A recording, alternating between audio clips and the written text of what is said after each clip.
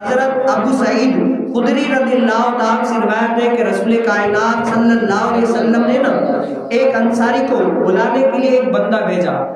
ایک انصاری شخص کو حضور علیہ السلام نے بلانے کے لیے، کوئی کام تھا یا کوئی بھی غرض ہو سکتی ہے، بلانے کے لیے ایک بندہ بھیجا کہ جاؤ فلاں انصاری صحابی کو بلا کے آؤ. تو وہ جیسے گئے، پتہ ہے کہ حضور علیہ السلام نے آپ کو یاد کیا، تو وہ کیا، انہوں نے کہا میری تو قسمت کھل گئی. وہ کیا دوڑے دوڑے چلے آئے.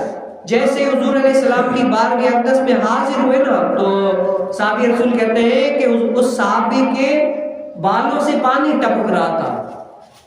تو حضور علیہ السلام نے فرمایا لگتا ہے کہ میں نے تمہیں جلدی میں ڈال دیا. تو صحابی رسول نے عرض کی یا رسول اللہ جی ہاں. تو وہ غسل کر رہے ہوں گے یا کوئی بھی نہا رہے ہوں گے، لیکن حضور علیہ السلام کا فرمان سنا تو دوڑتے ہوئے آئے.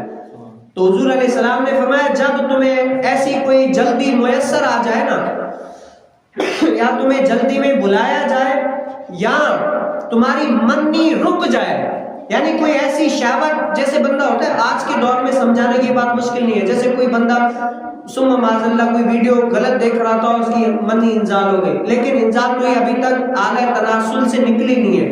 اب کیا کرے؟ تو کیا ہے، حضور علیہ السلام نے فرمایا جب تمہیں جلدی میں کوئی بات ڈال دے یا تمہاری منی رک جائے تو تم کیا کر لو؟ وضو کر لو.